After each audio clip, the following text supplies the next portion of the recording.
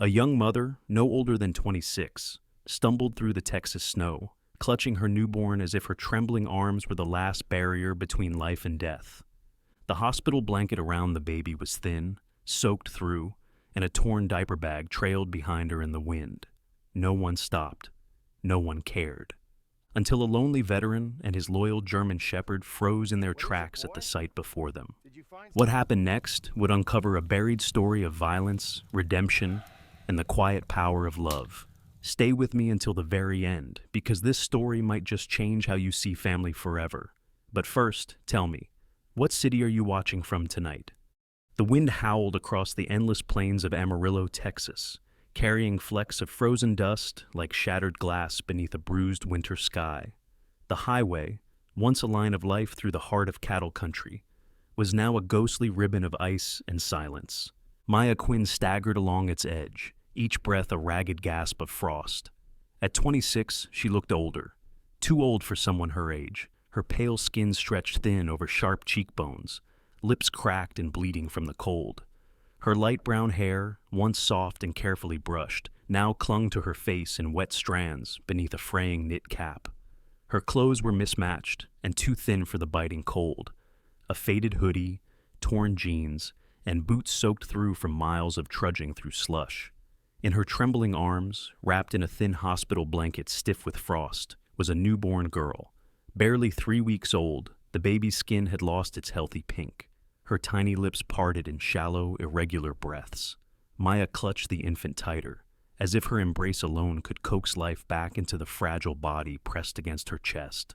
Her name was Elena, though Maya had not spoken it aloud since the night they fled. Speaking it made the world too real, too sharp. That night had burned itself into her memory. The drunken slurs, the fists through the wall, the words that sliced deeper than any bruise. Maybe the cold will teach her silence, Ethan had said, standing at the open door with Elena in his arms, the snow swirling behind him. Maya didn't think. She had lunged, torn her daughter from his grip, and run barefoot into the storm. She hadn't stopped running since. The world had grown colder with every mile. She had knocked on 3 doors, 3, and each had turned her away. "Try the shelter in town," one man had said, shutting the door before she could answer. Another had drawn the curtain and pretended not to see her. At the third, a woman's voice shouted, "We don't need trouble here," before the door slammed so hard it rattled the porch light. Now her legs burned with exhaustion, and her body screamed for rest. But she couldn't stop. If she stopped, Elena would stop too. Her vision blurred.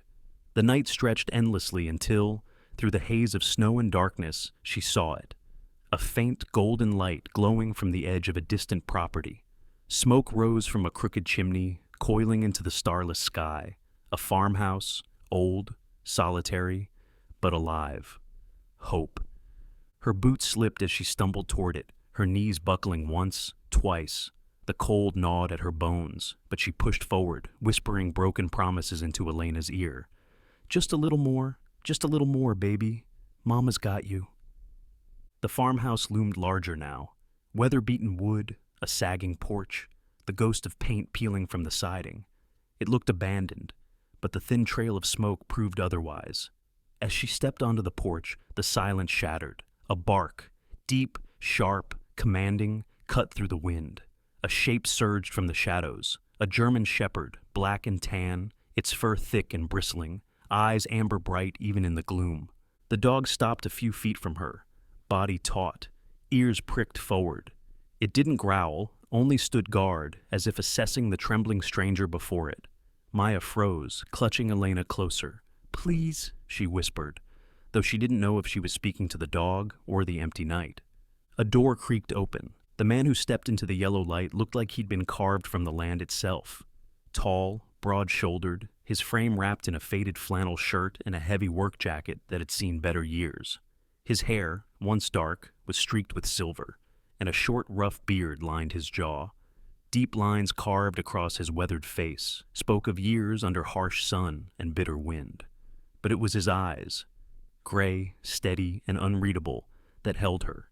This was Noah Caldwell, 45, a man who had once worn a uniform and carried out orders half a world away. A veteran of Iraq, he had returned to Amarillo with more scars inside than anyone could see.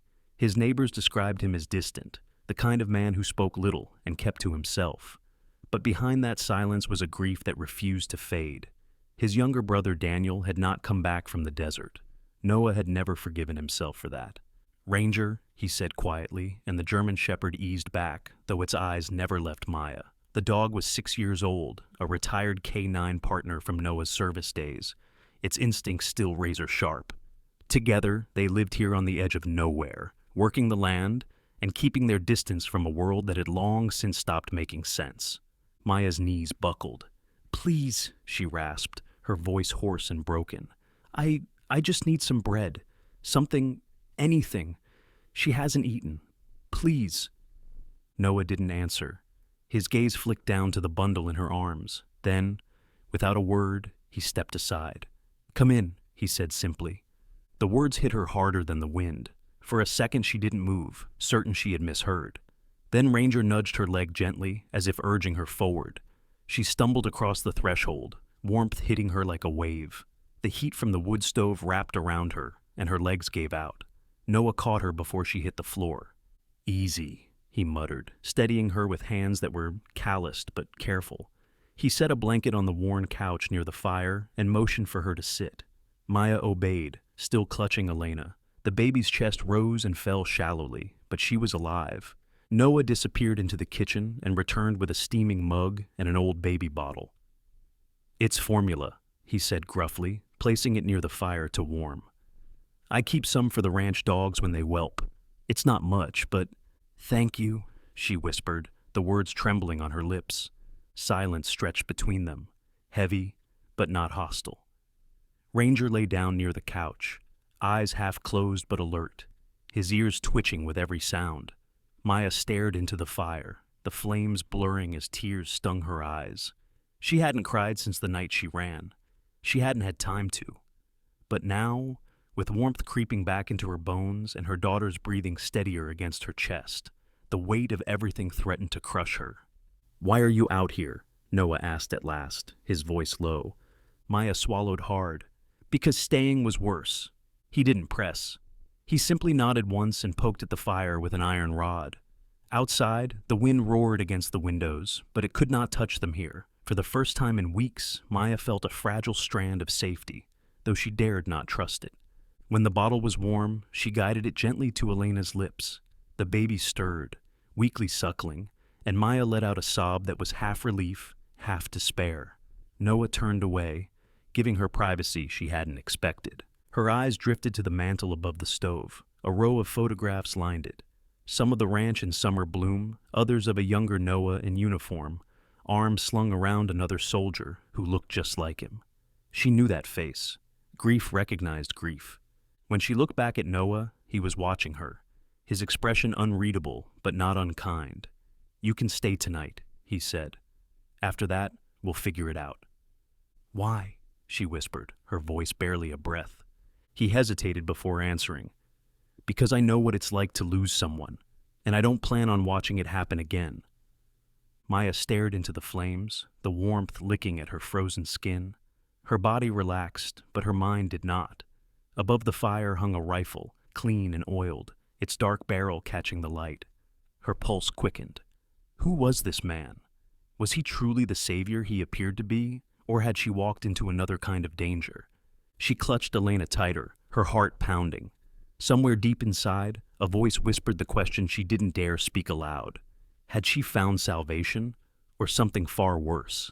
Morning came reluctantly to Amarillo, gray light crawling over the frostbitten land like a wounded thing.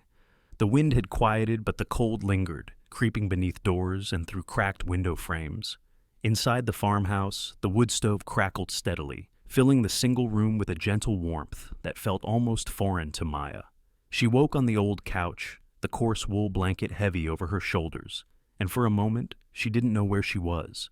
Then, the scent of pine smoke and the low, rhythmic breathing of her sleeping daughter brought memory crashing back. She wasn't on the highway. She wasn't running. She was still here. Elena stirred against her chest, and Maya held her close, brushing her lips across the baby's downy forehead. The child's color had returned slightly. still pale, but no longer deathly gray. The shallow breathing of the night before was deeper now, steadier. Maya exhaled a trembling breath she hadn't realized she'd been holding. The kitchen made a faint clatter, and she turned her head. Noah stood by the stove, sleeves rolled up, pouring hot water into a dented steel mug. He was dressed in worn jeans and a faded plaid shirt tucked beneath a brown canvas vest, his boots scuffed and lined with mud from seasons past. In the light of day, he looked older than she remembered, lines etched deep into the corners of his eyes, silver more prominent in the rough beard that framed his square jaw. Yet his movements were measured, purposeful, as if even small tasks demanded the same discipline that once defined his military years. He noticed her watching but said nothing, only nodded toward the steaming mug. "There's coffee, if you want it," he muttered, his voice roughened by the morning chill. "Thank you," she whispered, her throat still raw from the night before. Noah set the mug on the small wooden table near the couch, then crouched by the fire and added another log. Ranger padded over and curled up beside the couch, his thick black and tan fur brushing against Maya's bare ankle. The dog's presence was grounding, his amber eyes calm but watchful, as if silently reassuring her that she was safe.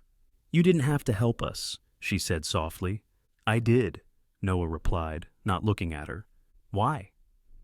"Because someone once helped me when they didn't have to," he answered simply. He poked at the embers with a metal rod, the glow sparking brighter.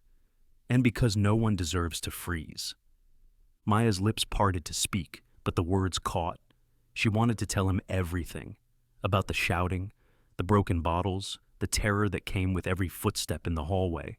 But a part of her still clung to silence, afraid that speaking the truth would make it real again. Noah seemed to sense it. He didn't press. Hours passed in quiet rhythms. Noah fed the chickens in the yard, while Maya sat by the window with Elena cradled in her arms, the baby's tiny fingers curling around hers. Ranger followed Noah everywhere, a silent shadow at his side, occasionally glancing back into the house, as if checking on his new guests. When Noah returned, he placed a bowl of oatmeal and a glass of water on the table, without a word. Maya hadn't realized how hungry she was until the first spoonful touched her lips. By afternoon, the temperature had dropped again, and Noah moved through the house sealing drafts with rolled towels and patching a cracked window pane with weathered boards. He worked with the quiet competence of someone used to fixing things alone. Maya watched him from the couch, fascinated by how a man who seemed carved from stone could also handle the world with such gentle care. "You were in the army," she said suddenly, breaking the silence. "Marines," he corrected without turning. "2 tours, Iraq." "Was it hard?" He paused, the hammer in his hand frozen mid-swing. "Hard enough."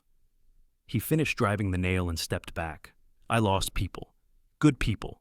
My brother." His voice tightened on the last word, and he busied himself gathering the scattered nails. "That's why I don't ask questions. Sometimes people don't want to talk about the past."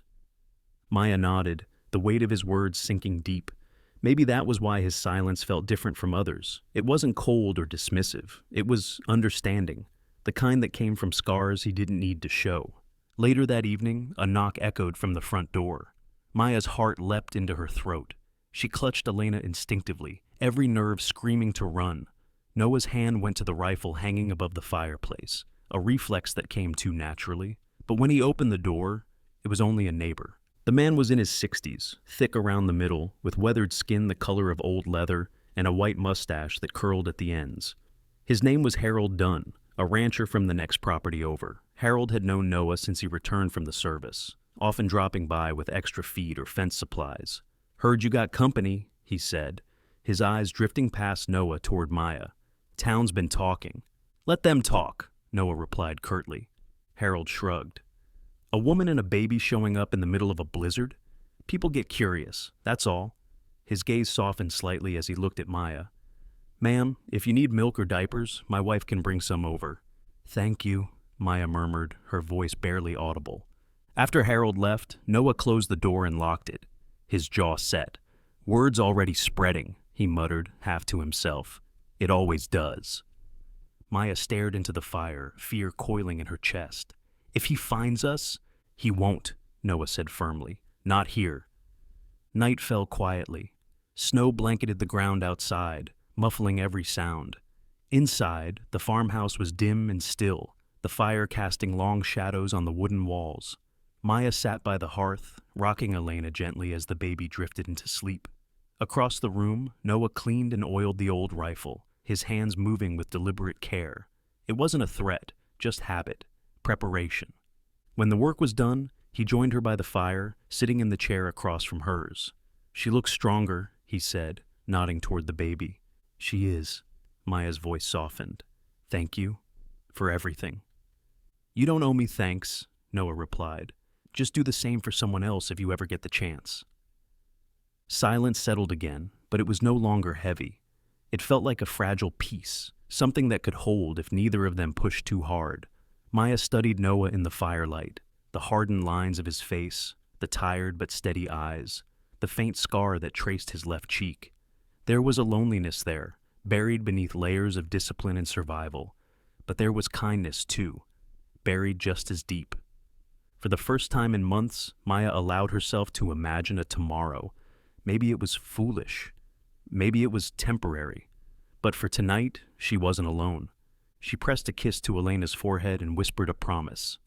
"We're safe now." Yet even as she spoke the words, a part of her new safety was fragile. Out there, beyond the snow and silence, the past was still searching for them, and it would not stop until it found them. The third morning in Noah Caldwell's farmhouse rose beneath a bruised gray sky. The snow still piled thick against the windowsills, like frozen waves. The air inside was warmer now, tinged with the smell of black coffee and firewood. But the weight that hung over Maya Quinn's chest felt heavier than the storm outside. She had barely slept. Every time she closed her eyes, she saw Ethan's face, red with rage, eyes wild with drink, and felt again the bone-deep terror of that night. She sat near the window with Elena in her arms, rocking her gently. The baby had grown stronger in just a few days, cheeks pink again and small fists curling lazily in her sleep. Yet each tiny breath reminded Maya of why they were here, why they were hiding. She had told Noah nothing yet. Not really. Not the full truth. And the longer she stayed, the more she felt the invisible wall between them, built from everything she was too afraid to say. Noah was outside splitting wood, the steady thunk of the axe cutting through the still morning. He worked with quiet precision, his broad shoulders rising and falling with each swing. There was something almost meditative about it, like the labor anchored him to the present. Ranger trotted nearby, nose to the ground, every movement alert and purposeful despite his age.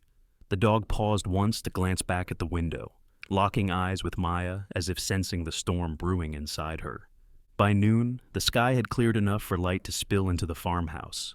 Maya waited until Noah returned, wiping sweat and snow from his brow as he stepped inside. He gave her a small nod, his usual morning greeting, and placed a bundle of freshly cut logs beside the stove. "Fire will hold for the night," he said simply. Maya hesitated, then set Elena gently in the cradle Noah had patched together from scrap wood. Her fingers twisted nervously in her lap. "I need to tell you something," she said, her voice barely above a whisper. Noah looked up from the woodpile, his gray eyes steady. "I figured you would." He motioned to the chair across from him and sat down. The words caught in her throat at first, too heavy to lift. But once they started, they wouldn't stop. "His name is Ethan Crow," she began, staring into the fire. "We met in college. He was charming then, funny, smart, patient. He joined the army right after we got married. When he came back, he wasn't the same." Her voice wavered as the memories tumbled out. Ethan, standing in the kitchen at midnight, bottle in hand, shouting at shadows only he could see. Ethan, punching holes in the drywall because dinner wasn't warm enough. Ethan, staring at their newborn like she was a mistake he couldn't undo. "He said the war took things from him," Maya continued, "and maybe it did, but it also gave him something. Anger.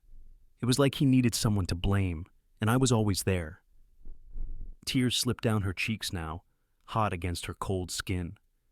At first it was yelling, then it was worse. He'd grab my arm too hard, push me when he was drunk, and then one night, she swallowed hard. He said the baby cried too much, that maybe she'd learn silence if the cold took her.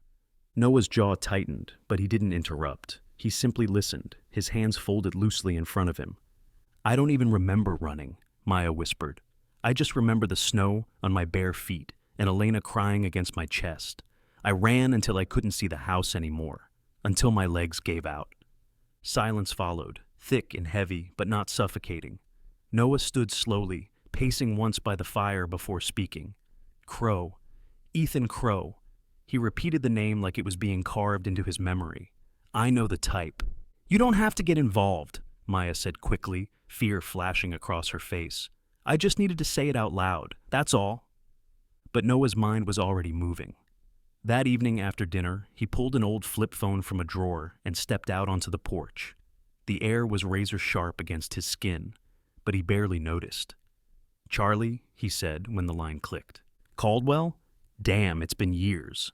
The voice on the other end belonged to Charlie O'Hara, a stocky, middle-aged man with thinning blonde hair and a voice roughened by decades on the Amarillo police force. Charlie had served with Noah's brother overseas before returning home to join the department. He was blunt, stubborn, and fiercely loyal, traits that had kept him alive both on the battlefield and in the streets. I need a favor, Noah said. A man named Ethan Crow, Army vet, likely still in town. Drinker, violent. Crow, Charlie muttered, and Noah could hear the scribbling of a pen on the other end. Yeah, he's on our radar. Couple of domestic calls, neighbors complaining. Wife and newborn vanished a few days back. Good, Noah said. Keep him on it. If he starts looking this way, I want to know first. Charlie sighed. You sure you want to stick your neck into this? If the guy's unstable, I'm not asking, Noah interrupted quietly. Just do it. Fine, Charlie grumbled. But be careful. If he's drinking again, he's unpredictable. When Noah returned inside, Maya was by the fire, humming softly to Elena as she fed her from the bottle. Her face was calmer now, though exhaustion still clung to her features like a shadow. Everything okay? She asked, glancing up. Yeah, Noah said. Everything's fine. He didn't mention Charlie, not yet. He didn't want to scare her more than she already was. That night, as the house settled into silence, Ranger stationed himself outside Maya's room. The old dog lay stretched across the doorway, ears pricked, nose twitching with every passing gust of wind. It was instinct, muscle memory from years of guarding soldiers in hostile territory. Nothing would get past him. Noah lingered by the fire long after everyone else was asleep, staring into the flames as if they held answers. He thought of Ethan Crow, of the men he'd known like him. Good soldiers turned broken men, drowning their ghosts in alcohol and violence. He thought of his own brother, Daniel, who had come home in a flag-draped coffin. And he thought of Maya, who had fled into the snow with nothing but a baby and a desperate will to live. By the time the fire burned low, Noah had made up his mind. He didn't know how this story would end, but he knew one thing for certain. Ethan Crow would never lay a hand on them again. The fourth morning in Noah Caldwell's farmhouse broke with a pale, wintry light creeping over the frozen horizon. The air was still, too still, as if the world itself was holding its breath. Snow clung to the branches of leafless pecan trees, and the sky stretched wide and empty above Amarillo's flatlands. Inside, the fire hissed softly in the stove, and the rhythm of daily survival, feeding the chickens, boiling water, warming bottles, continued as if nothing had changed. Yet something had shifted, something neither Maya nor Noah could name. Maya stood by the small kitchen table, her slender frame wrapped in a wool sweater Noah had lent her, its sleeves too long for her small hands. Dark shadows clung beneath her eyes. She hadn't slept much. Fear crept into her dreams now, the kind that wasn't about fists or screams, but about courtrooms and men in suits deciding the fate of her daughter. Noah moved around the room with the quiet efficiency that was now second nature. He had risen before dawn to reinforce the window frames and double-check the locks. His hands, rough and scarred, moved with purpose as he tightened the hinges on the back door. His face, framed by a salt and pepper beard, was a mask of calm, but his eyes betrayed the storm beneath. The knock came shortly before noon. It was firm, deliberate, too confident to be a neighbor. Ranger reacted first, his ears pricking up, body stiffening as he padded toward the door with low, cautious growls. Noah glanced at Maya. "Stay back," he murmured. He opened the door with one hand still resting on the holstered pistol at his side. A man stood there, tall and sharply dressed, his dark wool coat tailored to perfection, despite the snow clinging to his polished shoes. His hair was silver, combed neatly back, and his angular features bore the calm confidence of someone who always expected to be listened to. A thin smile curved his lips, but his gray eyes were cold. "My name is Jonathan Price," he said smoothly, producing a leather-bound folder from his briefcase. "I represent Mr. Ethan Crow." Maya's stomach dropped at the name. Jonathan Price was in his mid-50s, lean and composed, with the quiet arrogance of a man who had spent decades winning cases for the wealthy and powerful. Rumors in Amarillo said he could turn a murderer into a misunderstood victim with nothing more than a closing argument. "This is a formal notice," Price continued, handing the folder to Noah. "My client intends to file a petition for immediate custody of his daughter, citing unlawful removal from the family home." His words were precise, his tone condescending. "You are harboring a fugitive and a kidnapped child. I strongly advise cooperation before the authorities are involved." Noah didn't flinch. "You've delivered your message," he said flatly. "Now get off my property." Price arched a brow. "That's not how the law works, Mr. Caldwell."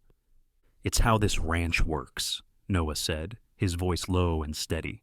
"And if you come back here without a warrant, you'll regret it." The lawyer's smirk faltered slightly. He adjusted his coat and stepped back, his shoes crunching in the snow. "This isn't over," he said, before turning and disappearing down the driveway, his black sedan idling by the fence line. The moment the door closed, Maya collapsed into the nearest chair. Her hands shook uncontrollably. "They're going to take her," she whispered. "They're going to say I'm crazy, that I'm unfit. I have no money, no lawyer, no one to speak for me." Noah knelt beside her, his rough palm closing gently over her trembling fingers. "Maya, look at me." She raised her tear-streaked eyes to his. "No one is taking your daughter, not while I'm breathing." That night, Noah went to work. He installed a second deadbolt on the door, reinforced the back entrance with steel brackets, and even mounted a motion light on the barn roof. The rhythmic hammering and drilling echoed through the farmhouse long after sunset, each strike a promise he refused to break. Ranger, sensing the tension, became a different dog. No longer the calm, lazy guardian, but a soldier once more. He patrolled the perimeter of the house with silent precision, his black and tan coat bristling as he sniffed the icy wind. Every distant crunch of snow set his ears on alert. Every rustle in the brush drew a low warning growl from his throat. Maya tried to help, but Noah shook his head. "You need to learn something else," he said, opening a wooden chest by the fireplace. From it, he retrieved a small revolver. Its metal worn but well-maintained. He placed it gently in her hands. She stared at it, wide-eyed. "I don't know how to use this." "You will," Noah replied. "I hope you'll never have to. But if the day comes, I want you ready." The next hour was spent in the barn, the two of them standing beneath the dim glow of a hanging bulb. Noah's voice was patient and steady as he showed her how to load the weapon, how to check the safety, how to breathe before squeezing the trigger. Maya's hands shook at first, but as the minutes passed, a strange calm settled over her. She was terrified. Of the gun, of Ethan, of the future. But holding that small, cold piece of metal gave her a sliver of control she hadn't felt in months. Days passed, and the world beyond the ranch seemed to turn against her. At the small grocery store in town, conversations fell silent when her name was mentioned. Neighbors who had once waved now crossed the street. The whispers spread faster than the snow melt. She kidnapped the baby. She's unstable. She's dangerous. One afternoon, as she returned from buying diapers, a woman in her 40s with dyed red hair and sharp blue eyes muttered loud enough for her to hear, "Some people don't deserve to be mothers." Her name was Deborah Hill, the wife of a local hardware store owner. She was known for her gossip and judgment, always eager to wield her opinions like a weapon. Maya bit her tongue and kept walking, clutching the grocery bag tighter. When she got back, Noah was repairing the fence near the barn. "They're talking," she said quietly, tears stinging her eyes. "Everyone thinks I'm a criminal." "They talked about me too," Noah replied, driving another nail into the post. "Said I was crazy, dangerous, broken. You know what I learned?" He looked up, sweat beading on his temple despite the cold. "You can't control what people say. All you can do is decide who you are." That night, they sat by the fire while Elena slept between them. The wind howled outside, rattling the shutters, but the farmhouse felt strangely safe, like a fortress carved out of the storm. The silence stretched long, but it wasn't empty. It was full of unspoken understanding, of wounds neither of them had chosen, but were learning to heal together. Noah glanced at Maya, his expression softer than she had ever seen it. "We'll fight this," he said simply, "together." And for the first time since she had fled into the snow, Maya believed him. The storm rolled in just before dusk, sweeping across the Texas plains with the force of a living thing. The wind screamed around the edges of Noah Caldwell's farmhouse, rattling the shutters and driving snow in hard sheets against the windows. Ranger paced near the door, his black and tan coat bristling, ears twitching at every distant sound. Something in the air made him restless, a tension, a warning that neither Maya nor Noah could name. Noah had gone into town earlier that afternoon to deliver feed to a neighbor whose truck had broken down. Maya had offered to go with him, but he had insisted she stay home where it was warm. "I'll be back before dark," he'd promised, pulling on his worn flannel jacket and patting Ranger's head before stepping into the cold. Now, with night closing in and the snow thickening by the minute, she couldn't shake the unease gnawing at her stomach. She was in the living room, rocking Elena gently to sleep by the fire, when the first noise came, an irregular crunch of footsteps in the snow outside. Ranger's head snapped toward the door, a low growl rumbling deep in his chest. "It's probably just the wind," Maya whispered, though her pulse had already quickened. Then came another sound. Thud, thud, thud. Someone was trying the door. Her heart lurched. Noah never knocked. He always called out her name before coming in. Slowly, carefully, she set Elena in the cradle and crept toward the entryway. The door shook under a heavy blow. Ranger barked, loud and sharp this time, his body rigid as he positioned himself between her and the entrance. "Maya!" The voice was slurred, furious, unmistakable. "Open the damn door!" Her blood ran cold. Ethan Crow. The next hit splintered the wooden frame. Maya stumbled backward, panic clawing up her throat. "No, no, no," she whispered, scanning the room for a place to hide. There was no time. She grabbed Elena, wrapped her in a blanket, and ducked behind the large oak cabinet in the corner of the living room. Ranger stayed low and still, hackles raised, waiting. The door exploded inward with a crash, scattering shards of wood across the floor. Ethan stumbled inside, the storm swirling in behind him. He was thinner than Maya remembered, his once muscular frame gone gaunt. But the madness in his bloodshot blue eyes was the same. His unshaven jaw was covered in patchy stubble, and the old army jacket he wore hung loosely off his shoulders, soaked through with snow. In his right hand, he clutched a black pistol, its barrel sweeping the room like a predator searching for prey. "Where are you?" he shouted, his voice cracking with rage. "You think you can take what's mine? You think you can hide my daughter from me?" Maya clutched Elena tighter, her breath shallow. Tears streaked silently down her face. Ranger crouched low, his body coiled like a spring. Then Ethan moved toward the cradle, and the dog exploded into motion. With a furious snarl, Ranger launched himself across the room, slamming into Ethan's chest. The pistol clattered to the floor. Ethan screamed as sharp teeth tore into his coat sleeve, dragging him backward. "Get off me, you mutt!" he roared, kicking wildly. Ranger held fast, growling deep and savage, refusing to release his grip. Maya seized the moment. She darted from her hiding place, racing toward the kitchen with Elena in her arms. But Ethan was stronger than he looked. With a violent jerk, he threw Ranger off and scrambled for the gun. His fingers brushed the metal just as the front door burst open again. "Noah!" she screamed. Noah Caldwell stepped into the doorway, snow clinging to his shoulders and fury etched deep into every hard line of his face. His gray eyes locked instantly on Ethan, who was now pointing the weapon at Maya. For a heartbeat, time froze. Then Noah's training took over. The gunshot cracked through the farmhouse, deafening and final. Ethan's body twisted as the bullet tore into his shoulder. The pistol slipped from his grasp once more, clattering harmlessly to the floor. He collapsed to his knees, screaming in pain. "Stay down!" Noah barked, his rifle trained on the man who had once been Maya's husband. "It's over." The chaos that followed was a blur.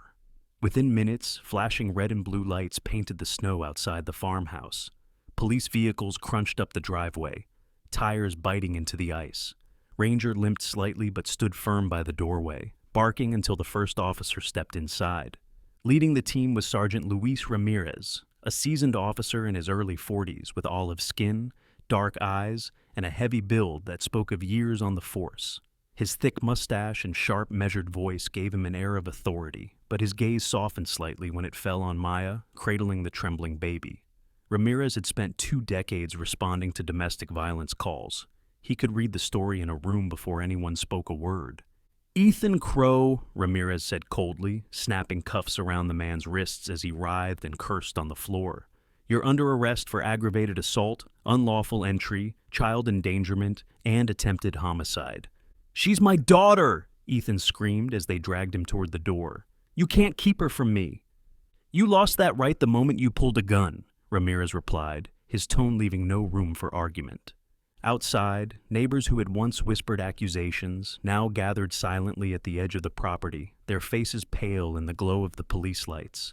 News spread quickly in a small town. By the time the squad cars pulled away, half of Amarillo knew what had happened. Ethan Crow had broken into a farmhouse with a gun, and a mother had nearly died protecting her child. The silence that followed was heavier than the storm. Maya stood in the center of the room, still clutching Elena, her knees threatening to give way. Noah lowered his rifle and stepped closer, his rough, scarred hands brushing gently against her trembling shoulders. "It's over," he said softly. "He's not coming back." Maya nodded weakly, but tears kept falling. "I was so scared," she whispered. "I thought—" "I know," Noah murmured, "but you're safe now. Both of you." In the days that followed, the atmosphere in Amarillo began to shift. People who had once crossed the street to avoid Maya now stopped to ask if she was all right. A local news story about the incident painted her as a survivor, not a kidnapper. Donations arrived at the sheriff's office for legal support, and the church down the road sent blankets and diapers to the ranch. But none of that mattered as much as the quiet moments in the farmhouse, the moments when Elena slept peacefully by the fire, when Ranger rested his head on Maya's knee, and when Noah sat silently across the room, watching over them with the steady patience of a man who had already made his choice. The past had come for them, and they had survived it. The snow was beginning to melt when the change came, not all at once, but gently, like ice loosening its grip on a frozen river. After the violent storm of that night, Amarillo had grown strangely quiet. The gossip that once followed Maya Quinn through every street corner no longer sounded like accusation. It sounded like curiosity, even respect. The world, which had felt so cruel and closed, was beginning to crack open. Maya stood on the farmhouse porch that morning, wrapped in a patched wool coat that Noah had dug out of an old trunk. Her cheeks were still pale from sleepless nights, but her eyes, though cautious, held a flicker of something new. Hope. Elena slept soundly against her chest, her tiny face framed by a knit bonnet a church volunteer had left on their doorstep 2 days earlier. For the first time since she had fled her old life, Maya felt she could breathe without fear. The first visitor came just after sunrise. Margaret Hensley, a woman in her late 60s with soft gray hair tucked beneath a faded red scarf, shuffled carefully up the snowy path with a wicker basket in her arms. Margaret had lived on the neighboring farm her entire life, tending goats and growing vegetables that she sold at the local market. She was known for speaking her mind, often bluntly, but beneath that sharp tongue was a heart that never turned away from those in need. "I figured the little one could use this," Margaret said as she handed Maya the basket. Inside were 2 glass bottles of fresh milk, a soft flannel blanket, and a small stuffed lamb with crooked stitching. "And before you argue, no, you're not paying me for it." Maya blinked, taken aback. Thank you, really?" Margaret waved her hand dismissively. "Nonsense. You've had a hell of a winter. Every mother deserves a little help." Then, with a knowing smile, she added, "And every child deserves a chance." Later that morning, another knock came at the door. This time it was Tommy Alvarez, the owner of a small bakery in town. He was a round, jovial man in his early 50s with a neatly trimmed mustache and a laugh that could fill a room. Tommy had always been known for his kindness. He once delivered bread to stranded ranchers during a blizzard in '09, but even he had been distant when the rumors about Maya first spread. Now, his face bore none of that hesitation. "Thought you could use these," he said cheerfully, holding out a brown paper bag that smelled faintly of yeast and cinnamon. "I'll leave a loaf every morning on the fence post. Don't worry about paying me back." Maya smiled shyly as she accepted the gift. You don't have to. I know, Tommy interrupted with a grin, but I want to. Besides, my wife says it's about time this old town started showing its better side. Each act of kindness felt like a small miracle. Neighbors who once turned their backs now offered nods of recognition. Strangers left bundles of diapers and jars of baby food on the porch. And in the evenings, when the wind grew cold and the fire crackled low, Maya would find herself crying quietly. Not out of fear this time, but out of gratitude. Noah, for his part, said little about the shift in the town's mood. He had never cared much about public opinion, and he certainly didn't seek praise. Yet, even he couldn't deny that something had changed. One afternoon, while repairing the fence near the barn, he was approached by Walter Briggs, a retired Marine in his late 60s, with a weathered face and silver buzz-cut hair. Walter was a man of few words, known for his unshakable sense of justice and his deep respect for anyone who served. Walter didn't say much. He simply walked up, placed a heavy, calloused hand on Noah's shoulder, and nodded once. You did the right thing, he said in a gravelly voice. Men like that, men who hurt women and children, they don't deserve mercy. And men like you, they remind the rest of us that there's still good out there. Noah's reply was simple. I just did what anyone should. Walter shook his head. No, most don't, but you did. Then he turned and walked back down the long snowy road, leaving Noah standing quietly by the fence, with Ranger at his side. The days that followed were filled with small but meaningful transformations. Noah replaced the damaged door with sturdier oak, built new shutters for the windows, and even painted the porch railings, a task he had put off for years. With each nail driven and board repaired, the farmhouse seemed to change too. It was no longer just his refuge from a world he had once felt disconnected from. It was becoming something more. One afternoon, as the sun dipped low and painted the snow in hues of gold and rose, Noah hammered the last plank into a new wooden sign he had been carving for weeks. The words were simple, burned deep into the grain with steady hands, Home for 3. He mounted it on the front gate, stepping back to admire the work with quiet satisfaction. Maya saw it later that evening as she returned from the barn with Elena bundled against her chest. Her breath caught in her throat. For a long moment, she just stood there, reading the words over and over again. Home for 3. Tears welled in her eyes as Ranger trotted up beside her, tail wagging gently. The German shepherd nudged her leg, then rested his large, warm head on Elena's tiny lap, letting out a soft sigh. It was such a simple gesture, but it said everything. Acceptance, loyalty, family. That night, the farmhouse felt warmer than it ever had. Maya sat by the fire with Elena asleep against her chest, Noah quietly mending an old leather saddle at the table, and Ranger curled at their feet. Outside, the wind howled across the Texas plains, but inside, it was peaceful, safe. And as the firelight danced across the walls and the baby stirred softly in her sleep, Maya realized something she had never dared to believe before. This wasn't just a place to hide, it was home. Spring arrived slowly in Amarillo, brushing the flatlands with hesitant strokes of green. The heavy snows had finally retreated, leaving behind muddy fields and a sky wide open to the promise of sunlight. For months, the farmhouse on the edge of town had been a fortress of survival. Now it was beginning to feel like a place to live, to breathe, to dream. Maya Quinn walked through the streets of Amarillo with a wicker basket in hand, her dark hair braided neatly down her back and a soft smile tugging at her lips. She still carried the faint shadows of hardship on her face, but her eyes no longer darted in fear at every sound. Elena, nestled against her chest in a sling, gurgled happily as they entered Clara's general store where Maya now worked. Clara Bennett, tall and broad-shouldered with a streak of silver in her bun, greeted her with the same warmth each morning. "You're a quick learner," Clara often said, her weathered hands showing her how to balance accounts or stock shelves. "And you've got heart. That matters more than anything." Maya knew it wasn't just a job. It was an anchor, a sign that the town was truly letting her in. Back at the farm, Noah Caldwell had poured his strength into rebuilding and expanding the place. His frame was lean but powerful, every scar on his hands a testament to labor that kept despair at bay. He built new pens for chickens, repaired the barn roof, and tilled the stubborn soil for planting. The lines around his gray eyes had softened since winter. no longer etched by isolation, but by quiet determination. Ranger, now 7 years old, was never far from him.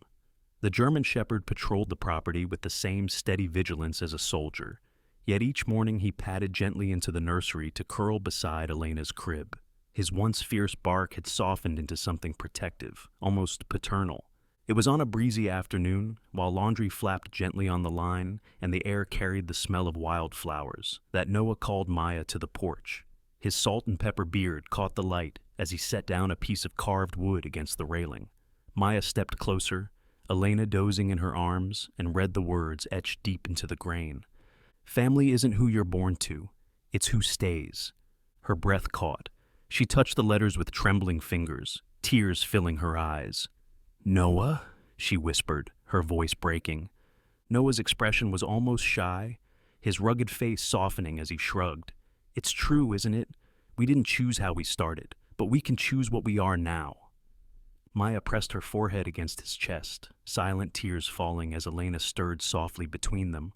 For the first time in years, she felt anchored not by fear, but by love. Life bloomed around them. Neighbors who once judged now embraced them. Margaret Hensley brought goat's milk and blankets. Tommy Alvarez from the bakery left warm loaves on the fence post every morning, sometimes with a note scrawled in crooked handwriting from his daughter.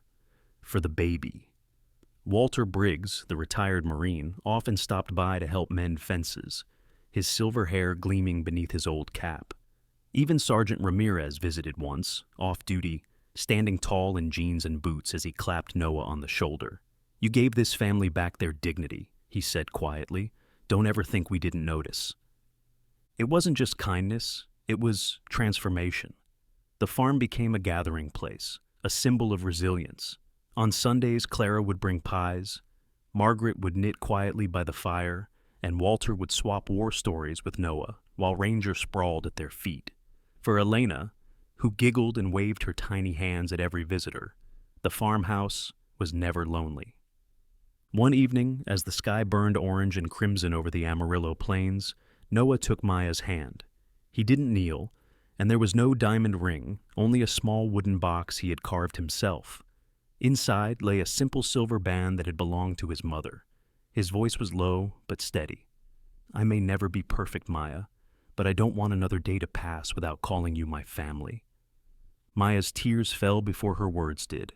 "Yes," she whispered, her smile radiant through the tears.